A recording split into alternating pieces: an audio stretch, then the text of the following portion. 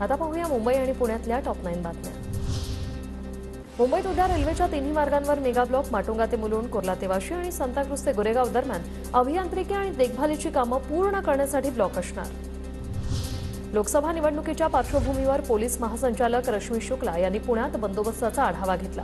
बंदोबस्ताच्या अनुषंगाने पोलीस आयुक्तालयात बैठकीचं आयोजन। कर न भरणाऱ्या थकबाकीदारांना मुंबई महापालिकेची नोटीस, जप्त वस्तूंच्या लिलावाच्या प्रक्रियेस वेग द्यावा, महानगरपालिका आयुक्त भूषण गगराणी यांचे आदेश। पुण्याच्या भोरमध्ये सलग दुसऱ्या दिवशी वादळी वाऱ्यासह पावसाची हजेरी। चिखलगाव मार्गावर कर्णावड गावच्या हद्दीत 2 झाडं मुख्य मार्गावर कोसळल्याने काही काळ वाहतूक ठप्प।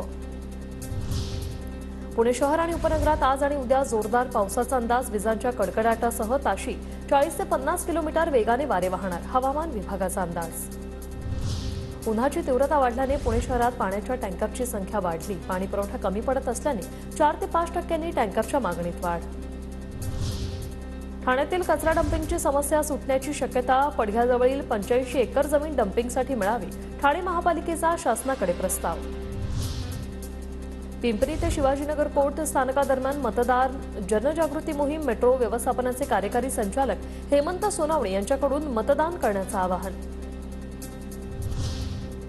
पुण्यात अक्षय तृतीयेच्या शुभमुहूर्तावर 7800 वाहनांची नोंदणी। इलेक्ट्रिक वाहनांकडेही पुणेकरांचा ओढा वाढला।